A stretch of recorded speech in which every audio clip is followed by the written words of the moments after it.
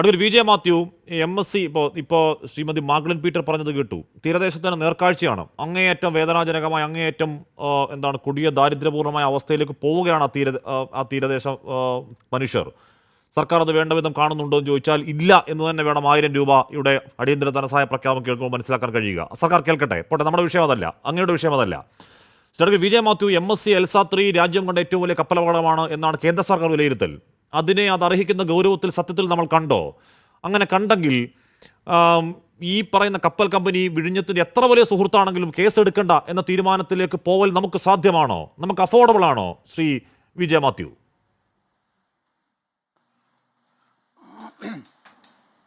അത് വിഴിഞ്ഞം അഡാനി തുറമുഖമല്ല, MSc അല്ല, ഏത് ഉന്നത വ്യക്തിയാണെങ്കിലും നിയമം എല്ലാവർക്കും ഒരുപോലാണ്. ഒരു മെർസിഡീസ് കാർ ഇടിച്ചാലും ഒരു ഓട്ടോറിക്ഷ ഇടിച്ചാലും റാഷൻ നെഗ്ലിജൻറ്റ് നാവിഗേഷനും അതുമായി ബന്ധപ്പെട്ട അപകടമെല്ലാം സെയിം നിയമ സംഹിതയിൽ കൂടെയാണ് പോകുന്നത്. ഇവിടെ ആദ്യത്തെ ബഹുമാനപ്പെട്ട വിഴിഞ്ഞത്തു നിന്നുള്ള മഹതി പറഞ്ഞ പോലെ വിഷവസ്തുക്കൾ MSc ELSA-യിലുള്ളതിനേക്കാൾ 10 മടങ്ങ് മറ്റേ ഇന്ന് മുങ്ങിയ വാൻഹായിലുണ്ടെന്ന് പറയും. വാൻഹായ് 503-ൽ വാൻഹായ് 503-യുടെ ഹസാഡസ് കാർഗോയുടെ ലിസ്റ്റ് അത് ഡയറക്ടർ ജനറൽ ഓഫ് ഷിപ്പിംഗ് തന്നെ അത് പുറത്തുവിട്ടു എന്നാണ് പറയുന്നത്. അത് വാസ്തവമായിരിക്കാം. വാസ്തവമാണെങ്കിൽ അത് കടലിൽ പതിച്ചാൽ ഭീകരമാണ്. പക്ഷേ ഹൈക്കോടതി പറഞ്ഞിട്ടും MSc ELSA-യുടെ കുറിച്ച്, അതിൻ്റെ കാർഗോ മാനിഫെസ്റ്റിനെ കുറിച്ച്, കാർഗോയുടെ നിജസ്ഥിതിയെക്കുറിച്ച്, എത്ര ടൈപ്പ് കാർഗോ ഉണ്ട് എന്ന് ഇതുവരെ ഔദ്യോഗികമായി പുറത്തുവിട്ടിട്ടില്ല. ഇപ്പോൾ ഏതോ ഒരു വെബ്സൈറ്റിൽ അപ്ലോഡ് ചെയ്തേക്കുന്നത് ചീഫ് സെക്രട്ടറി അപ്ലോഡ് ചെയ്തെന്ന് പറയുന്ന കാർഗോ ഡീറ്റെയിൽസ്, അത് 640 കണ്ടെയ്നറിൻ്റെ ഇല്ല. നമ്പർ 1, അത് കസ്റ്റംസ് അംഗീകരിച്ച കാർഗോ മാനിഫെസ്റ്റ് അല്ല. അത് ശരിയാണെങ്കിൽ ചീഫ് സെക്രട്ടറി ഉത്തരം പറയേണ്ടി വരും. അതിനകത്ത് 4 കണ്ടെയ്നർ ക്യാഷ് ക്യാഷ് ക്യാഷ് എന്ന് എഴുതിയേക്കുന്നു. പാർക്കുള്ള ക്യാഷാണെന്ന് പറയേണ്ടി വരും.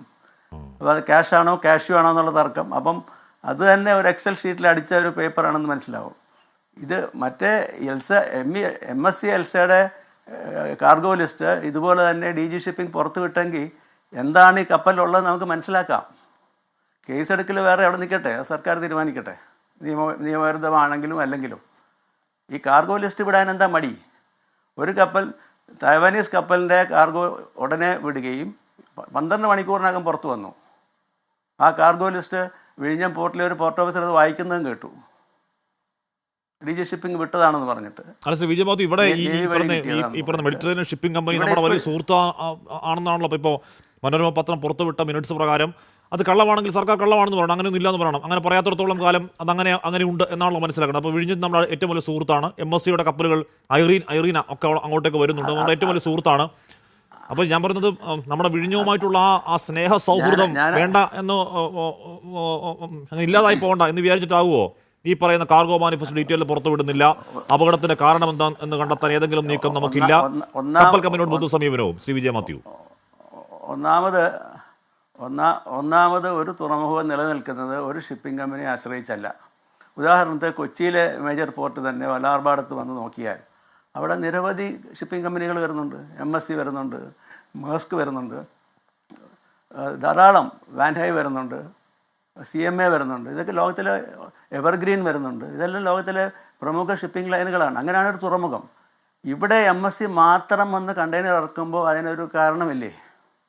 അത് ഷിപ്പിംഗ് സർക്കിൾ പറയുന്നത്, ഞാൻ പല മീഡിയയിലും പറഞ്ഞാണ്, ഇതൊരു MSc ഷിപ്പിങ്ങിൻ്റെ ഒരു empty കണ്ടെയ്നർ ഡംപിങ് യാർഡാണിത്.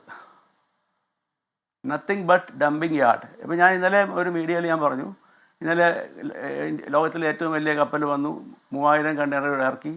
ആ കണ്ടെയ്നറിൻ്റെ കാർഗോ മാനിഫെസ്റ്റ് ഒന്ന് പുറത്ത് വിടും. എത്ര കണ്ടെയ്നർ കാർഗോ ഉള്ളതാണ്, എത്ര empty ഉണ്ടെന്ന് പറ. ഇതെനിക്ക് ഔദ്യോഗികമായിട്ട് തന്നെ ഷിപ്പിംഗ് സർക്കിളിൽ നിന്ന് കിട്ടിയ വിവരമാണ്. വല്ലാർപാടത്ത് ഇറക്കി വെച്ചിരിക്കുന്ന 85% സ്പേസ് യൂട്ടിലൈസ് ചെയ്തിരിക്കുന്ന MSc-യുടെ കണ്ടെയ്നറുകളിൽ ഒരു 10-15% പോലും കാർഗോ ഇല്ല. അതാണ് അവർ തമ്മിലുള്ള ഒരു ധാരണ. അത് നമ്മൾ നോക്കണ്ട. 2 സ്വകാര്യ വ്യക്തികൾ തമ്മിലുള്ള ധാരണ നമ്മളോ സർക്കാരോ നോക്കേണ്ട കാര്യമില്ല. We need not patronise them. Chief സെക്രട്ടറിയുടെ മിനിറ്റ്സിൽ പറയുന്ന പോലെ പാട്രണൈസ് ചെയ്യുന്നത് കേസെടുക്കാതല്ല. ഇപ്പം കുറച്ച് മത്സ്യത്തൊഴിലാളികൾ എന്നെ സമീപിച്ചു. അവർ നീണ്ടകര പോലീസ് സ്റ്റേഷനിൽ പോയിട്ട് അവിടെ കംപ്ലൈൻറ്റ് വാങ്ങുന്നില്ല. അവരുടെ ഫിഷിംഗ് ബോട്ടും ഓൺ ബോർഡ് വലകളും അതിൻ്റെ ബോർഡും നെറ്റും എല്ലാം പോയതാണ്. അവിടെ പറയുന്നത് കോസ്റ്റൽ പോലീസിന് GD എൻട്രി വേണമെന്ന് പറയുകയാണ്. അത് ഇതിനപ്പുറത്ത് പോകുമ്പോൾ അവർ പറയും കോസ്റ്റൽ പോലീസിന് GD എൻട്രി വേണം. കോസ്റ്റൽ പോലീസ് പറയുമ്പോൾ നിങ്ങൾ അപ്പുറത്ത് പോയിട്ട് വന്ന് അങ്ങോട്ടും ഇങ്ങോട്ട് തട്ടുകയെന്നാണ് പറയുന്നത്.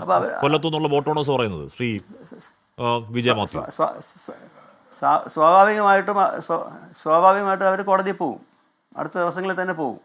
ഒരു കോടതിയും പറയില്ല കേസ് എടുക്കണ്ടെന്ന് പറയില്ല. FIR ഇടണ്ടേ, ശിക്ഷിക്കലല്ലോ. FIR ഇട്ട് അന്വേഷിച്ചാലേ അവരുടെ നഷ്ടവും കാര്യങ്ങളൊക്കെ അന്വേഷിക്കാൻ പറ്റുള്ളൂ.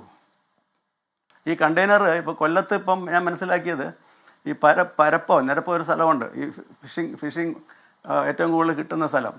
അവിടെ അതിൻ്റെ അടിയിലെ കണ്ടെയ്നറുകൾ, empty കണ്ടെയ്നറുകളും പൊട്ടിയ കണ്ടെയ്നറുകളും ഇപ്പോഴും കിടപ്പുണ്ടെന്നാണ് പറയുന്നവർ. അതാണ് അവരുടെ പല കണ്ടെയ്നറും വലകൾക്കും ഡാമേജ് ഉണ്ടാക്കുന്നത്. ഇതൊന്നും അന്വേഷിക്കാൻ ഒരു ഏജൻസി ഇല്ലയെന്ന് തന്നെയാണ് ഞാൻ മനസ്സിലാക്കുന്നത്.